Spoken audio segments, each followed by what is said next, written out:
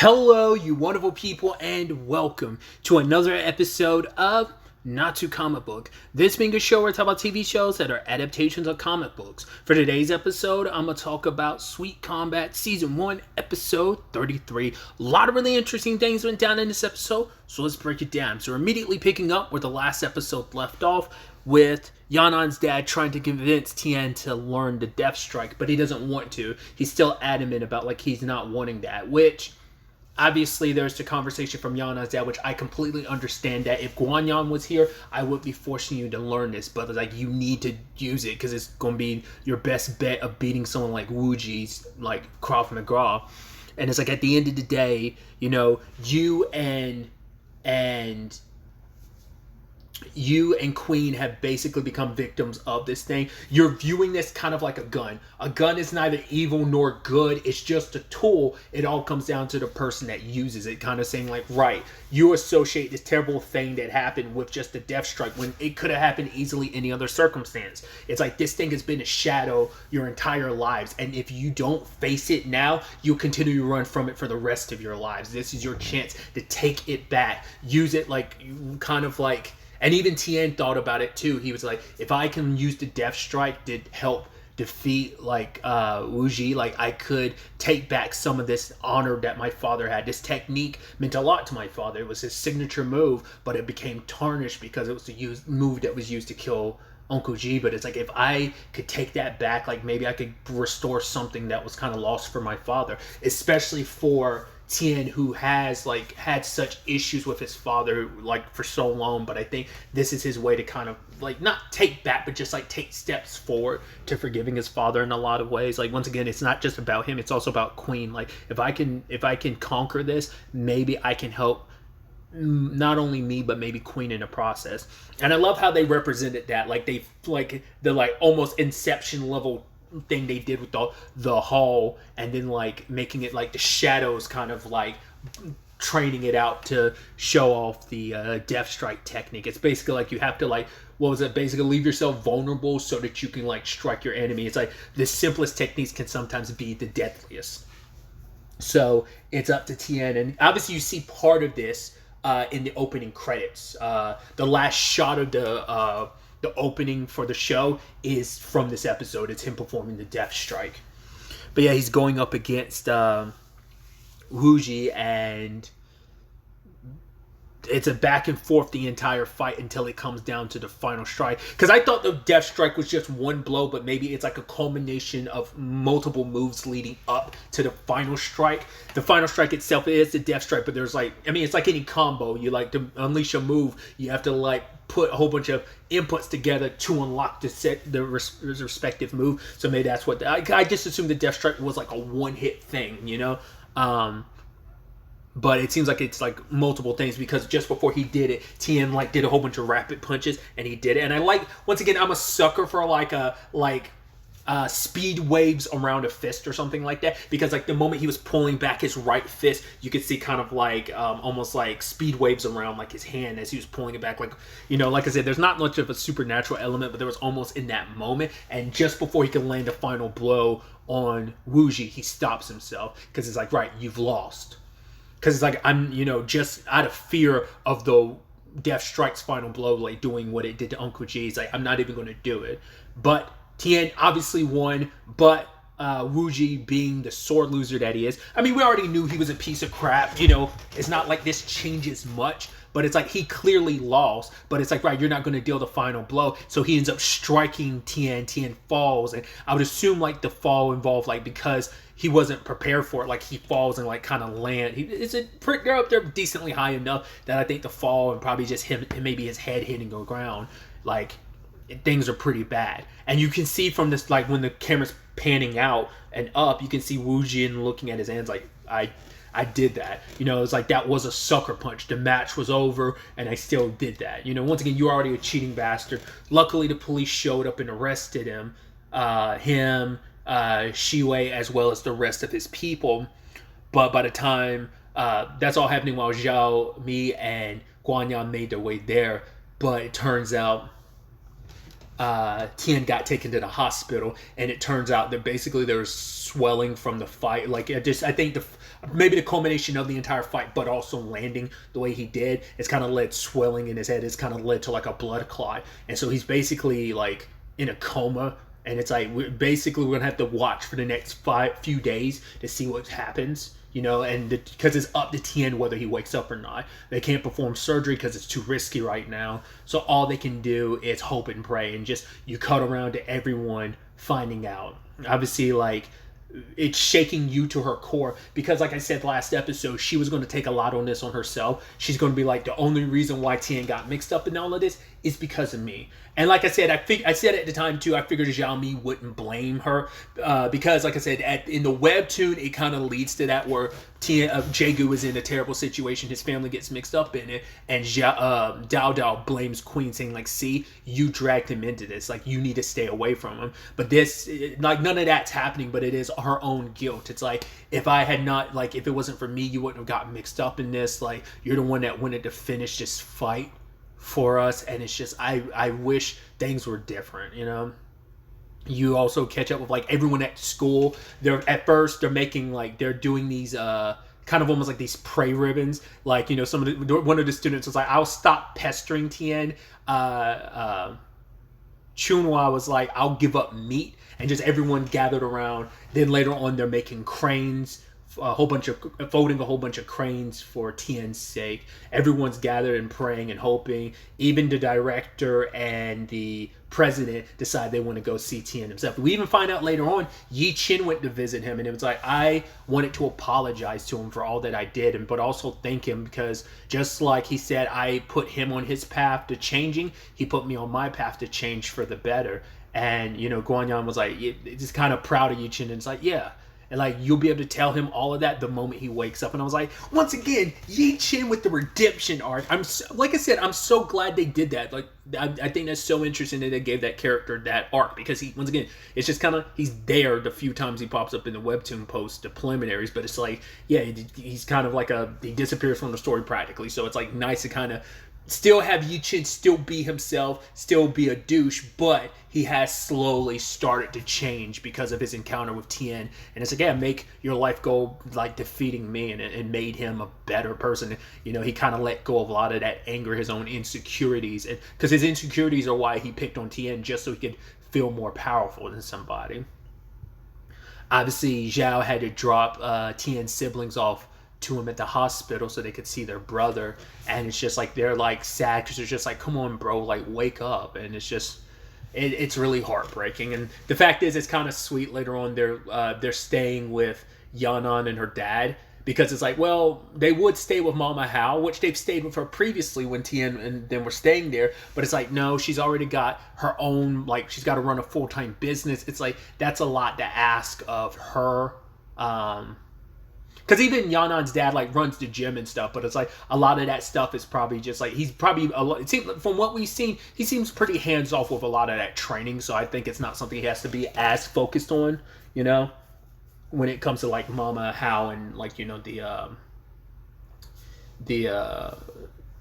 stall and everything. So initially they wanted to go back to Mama Hao's, but Yanan's dad made him realize, like, yeah, you can't do that. Like, she's got a lot to handle. And he's like, yeah, but the fact is, your father was my fellow apprentice. And it's like, while your brother's recovering, like, it should be, like, I'm practically like an uncle to you. So I might as well take care of you. And it's like, and he's kind of going to spoil them, which I think is kind of sweet. Because it's like, oh, where are we going to stay? And it's like, obviously you're going to stay in Yanan's room. And she's like, wait, what? And it's like, where am I supposed to sleep? He's like, you can sleep on the floor. She's like, luckily I'm grown, because if I wasn't, this was about to turn into a Cinderella situation. So it is kind of sweet. He's like, yeah, I'm gonna give you guys like the 5-star motel, the 5-star hotel experience. So it seems like he's gonna dote over those kids, especially because it isn't just Queen that feels guilt, it's him too, because him and Yanan had this beautiful moment earlier in the episode where she saw him in front of the picture of him and Ming Hai, Tien's dad, and it's like, right, I taught him this move, and it's like, if I hadn't done that, maybe none of this would have happened. Even saying, like, at the end of the day, like, Tien's father was nothing but good to me, and how do I repay him? By putting his son in danger like this. It's like, right, like he wanted to be the one to train Tien and kind of look after him in honor of his fellow disciple, and it's like for this to be where things are and turn out just like he's just riddled with guilt as well, so it's heartbreaking. You had the queen, circling back to the queen situation, which I thought was very beautiful, was her working both of Tien's job, like, you know, the mascot rabbit in the ice cream store, as well as working in the car wash. Both obviously significant in many different ways, because obviously they're bound together by the rabbit thing, but all, you know, with the bunny, but also like they wash cars together like twice. No, yeah, twice. You know, once as like an entire group, but also once just her and Tien. So it's like, you know, she's reliving those memories, and it's just like pushing, I mean, not even, you know, fighting back the tears, like trying to like hold back the pain, but like tears flowing. And because the reason why she was working those jobs, it wasn't just to feel closer to Tien, it was to make sure that his employers wouldn't get rid of him. Like, for example, she talks about his boss at the car wash saying like, yeah, he said that he was going to keep your job. He wasn't going to like hire anyone new until you came back to claim your job, which I thought was sweet. But it's also because Queen didn't realize like, oh yeah, I didn't have to worry about that at all, because I did not know my brother bought the car wash, so your job was always going to be secure, obviously. But knowing like that's why she did those jobs in particular, it wasn't just to feel, I'm sure it helps to feel closer to Tien in that regard as well. Both feel closer, but also feel just as painful. But it was also just to make sure he was able to keep his jobs, which was also really, really nice of her. Obviously, everyone's trying to decide on what to do. The kind of, you know, no one wants to just sit around waiting. So they're doing little charity things like, right, we build up enough goodwill, like maybe we could kind of put that energy out there in the universe, and maybe it'll kind of make sure that Tien wakes up. So they're cleaning stuff up on the beach. And I love that, like, you know, we got Yi Chen, Guanyan, and Xiaofeng like showing up to help. And I love like Zhao Mi being like, whoa, you just gonna let her go off with your boyfriend? It's like, it's fine, and not worried about it. But Zhao Mi's like, fine. Like, she's talking about how she and Hao will run interference. And it's like, yeah, they just keep making her like go, like Zhao Mi's like, no, there's trash to pick up over there. It's clean up over here. And obviously Yanan and Guanyan know exactly what she's doing. It's like, it's actually really sweet of her trying to play like, hey, I'm playing blocker. It's also ironic because here she is trying to like, I think Zhao Feng has kind of let that go now. If this was a little while back, sure. But it's also ironic that you, out of anyone who played interference when it came to Tien and you, that it's kind of funny that Zhao Mi would be playing that role. I think that's meant to be the universal irony that I don't think she quite grasped the irony of the situation. But also, like I said, I understand like the frustration too of like, just in the grand scheme of things, of not being able to like do anything. Like they just have to sit and wait, and that's the most frustrating part, you know? Like they're sitting at Mama Hao's stall, and they're just like, what else can we do for Tien? And it's like, not much they can do. And it actually wasn't until Mama Hao brought up like, oh yeah, like your dad left an umbrella here, and Yanan's like, why does my dad keep coming here like all the time? And Guanyan, it makes sense out of anyone why he'd figure it out. It's like, oh, okay. And he points it out to Yanan because she was like, oh, is he freeloading off of her? It's like, no, I don't think that's the case. It's like, oh, do you think he's taking her as an apprentice? It's like, or, you know, it's like, oh, is that the only thing you could think of, Yanan? It's like, I think Mama Hao is, and he holds up the apple and is like, the apple of Mr. Ching's like eye, and she's almost like, wait, my dad likes Mama Hao, and she's trying to process all that. And I love that she ends up telling Hao all this, and I love that he envisions it of like, oh, does that mean I have another dad? I'm like, not necessarily. I mean, just because he crushes on her doesn't mean that they will end up together, you know? It doesn't mean that necessarily, but him envisioning it, and Yanan's dad being like, oh, call me dad. And then Yanan's like, right, call me big sis. But it's like, well, to be fair, Mama Hao's like, he's actually a little bit older than you because he's actually kind of like failed and dropped out of college so many times. So he's actually a little older than you. She's like, oh, call me little sis. And she's like, big bro Hao. And he's like, little sis Yanan. And it's like, it's so weird. I mean, it's actually kind of cute and beautiful. Like the thought of like Yanan being your little sis. But it's like, just the moment Hao comes out of that fever dream of it all, he's like, no. And Zhao Mi's wondering, like, what's going on between them? And I love that she's like, hey, I'm not big into gossip, but if you felt the need to talk to me about it, I might listen. He's like, okay, I understand. I'm going to go train over here. And she's like, how dare he hide stuff from me? Because I think it's also the fact is she's used to him so much being her shadow. Like, he's been around her so much, taking care of her so much since her arm got broken, that it's almost like and now it's like, Yanan dragged you away and there's some secret going on, but you're not telling me what's going on. Like, what's going on? Let me know. I want to be in the know. Because Hao's trying to figure out himself of like, I don't want them to get together. That's weird. Once again, it's like, just because they do doesn't mean it's going to be an end-game type of situation. Maybe it is. Maybe it's not. Because maybe they're not meant to... I mean, maybe they're meant to get together because of the whole, hey, 7, birthmarks person's going to be taking care of you. Doesn't necessarily mean you'll get together. Maybe it's just a friend that will always have your back, because maybe Mama Hao will sadly not feel the same way about him. Who knows? We'll have to wait and see. So that's going to be interesting to see the developments on that front.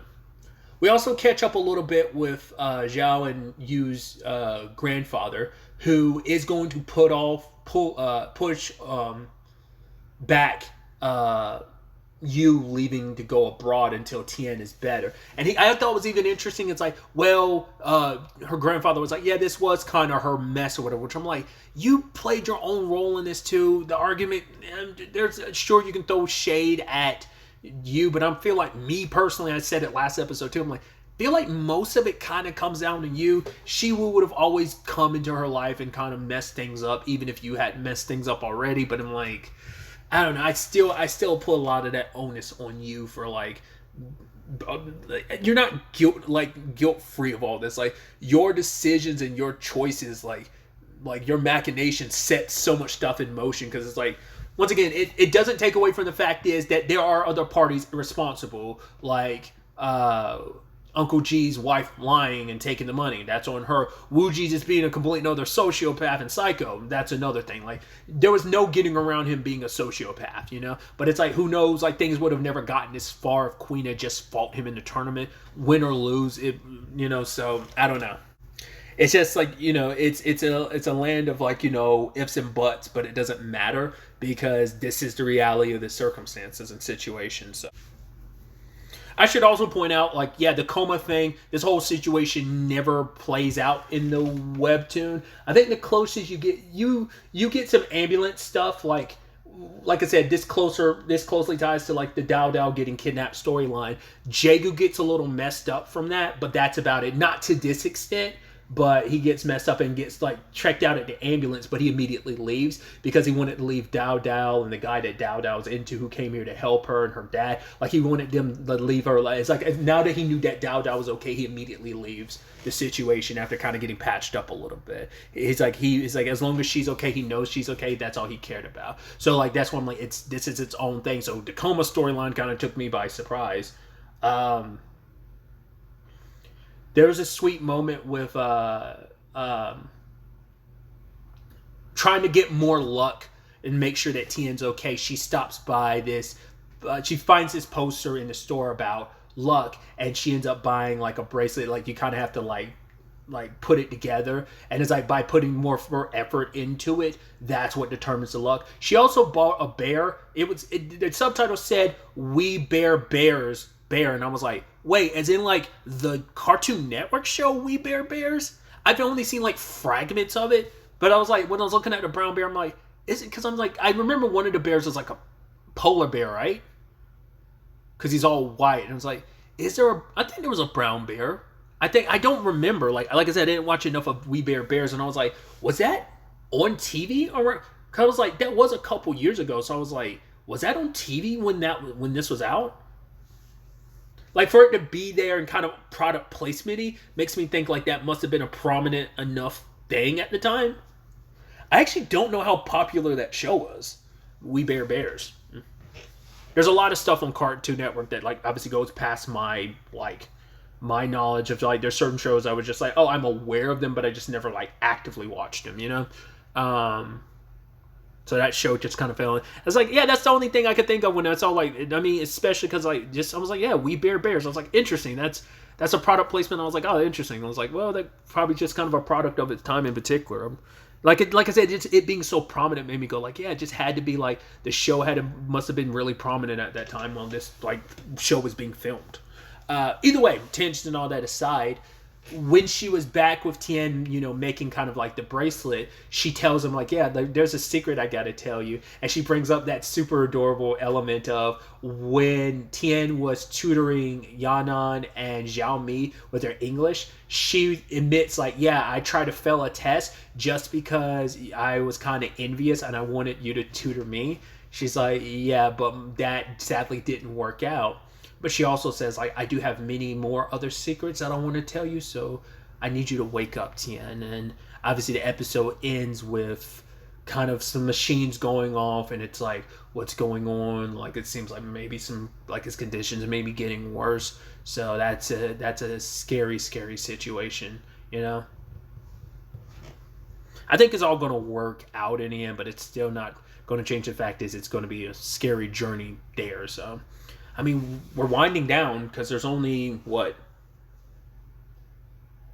4 episodes left in the entire show, which is like, I'm actually kind of surprised I've been tearing through this as fast as I have. Like I said, for the most part, lately I've been kind of tearing through more of them, but usually I'm watching at least 1, at most 2. I think I've watched at least, like, maybe, this might be the 3rd one I've watched today at the time you're recording. It's just kind of range from day to day, but I'm still going to be releasing these 1 a day just because it's a lot to kind of be throwing at like my upload schedule of like, especially because I've been so lax with other stuff. But that's a me thing. That has no correlation with this show necessarily. So I'm just going to stop before I go on that massive tangent. But yeah, it's going to be interesting to see where all of this ends up taking us going forward into the next episode because I was also curious, like, okay, so after this Wuji thing, like, what the next? I was like, I know obviously the main thing is going to be the whole element of, the storyline being about, the discovery of the truth behind Uncle G's death and everything. It does beg the question, and it's a question I brought up at the beginning of the series. It's not even a spoiler because it's, like I said, it's something that never happened in a webtoon. Will we get some resolution with his mom? Especially with Tien being in a medical condition he's in. I don't know, like, if his mom would even fall under, like, family notice anymore, like, considering she bailed out years ago, and maybe word might have gotten to her. That could be how the show handles it. Like I said, the show could end up handling something even the webtoon never touched on, and that was that. So because I was so certain before I got to the end of the manga, I'm like, they gotta bring the mom back in some shape or form. It's like, nope, it never happened. They never, like, beyond just like the issues that it left Jaegu with, like they never like, we'll visit that present day. It's like, no, once Jaegu's kind of gotten over that to some extent through the webtoon, it never comes up really. But obviously it's a persistent thing for Tien because it's tied to his dad's story. So it feels like that's going to be another angle to that story, is potentially bringing his mom into play, especially if his condition gets worse. Because they were doing like blood drive type of thing. We saw Zhao get like his blood drawn and he was like screaming at the top of his lungs. But yeah, it's going to be interesting to see what happens. I'm curious to see if that ends up being something. I mean, like I said, 4 episodes. There's still room to include that, especially if you tie it in with the Uncle G and Tien's father storyline. But we'll have to wait and see. They might decide to just follow suit with the webtoon and just never touch that. I'm curious to see what happens. But really, that's all I want to talk about. Until the next time we meet, be happy, be safe, live life to the fullest, and enjoy it. Good day and goodbye.